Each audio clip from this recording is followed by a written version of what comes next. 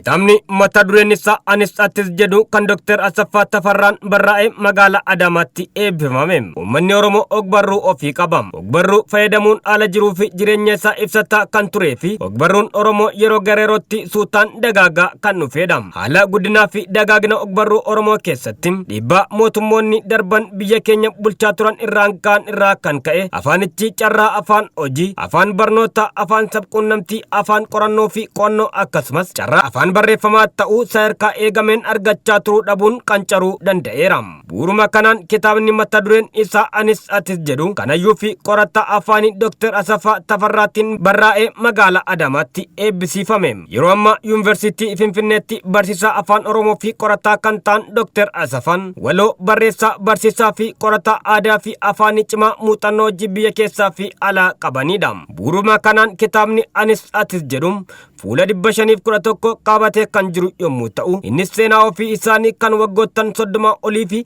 seenaa uummata Oromoo bal'aa kan calaqqisiisu akka ta'es ibsan Dr. Asaffaan. Maqaan koo Dr. Asaffaa Tafarraa Dibaabaati. Ani waloodha, barsiisaadhallee akkasumas immoo qorataa aadaatii fi oguma Oromooti.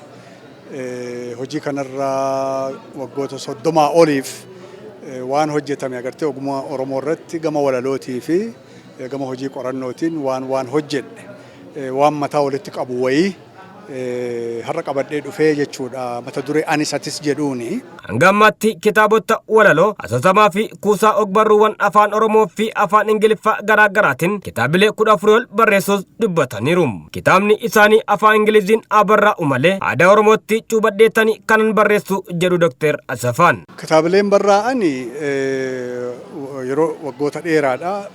Kuusaalee walalootiin hin jalqabe. Eda Sedanasi Anaaniyaa kan namni hedduun beeku Danaadha, asoosama gaggabaabee jechuu. Achirraa kitaaba Theorizing the Present jedhu qorannoo agartee waloo Jaarsoo Waaqoo nama jedhamu nama Booranaati. Sambooda kitaabota hedduudha. Lafaa yeroo danda'amaa kan Ingiliffaa immoo Dikoorስ Dikooranfaa kuusaalee walaloo. Gaaffii Oromoon maal qabatee addunyaatti gadi ba'aa jiru deebisuuf jecha afaan Ingiliziinis akka barreessan ni dubbatu. Waa'ee uummata kanaa maqaa Oromootiin biyyi lafaa beekuu ture.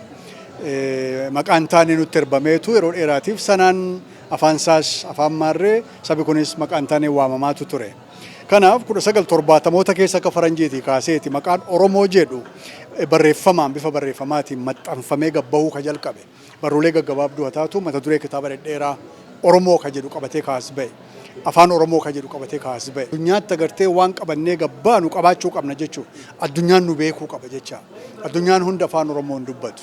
Afaan Ingiliffaallee ka dubbatu utuun afaan 3-4 beekee silaatii utuun ittiin barreessee wayyaahuu ture. Kanaaf afaan Oromootii fi afaan Ingiliffaatiin hin barreessachuudha.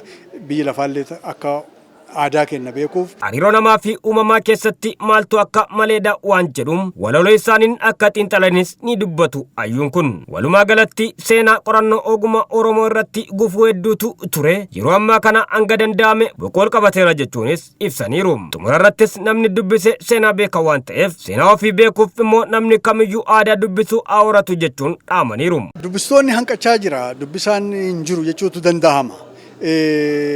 Kanatti kan gumaache tokko sooshaal miidiyaan babal'achuu feesbuukii dubbisuu barbaada.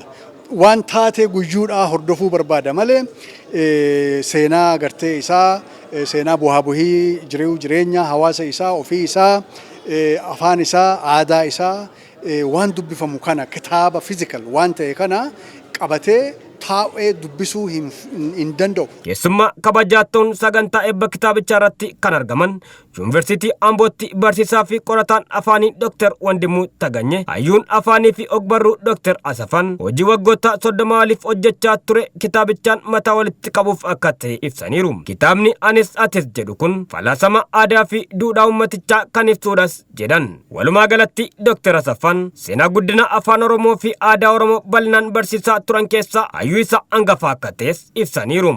Falaasamni uummata kana ni mul'ata. Gamaagamni social critic keessatti ni mul'ata.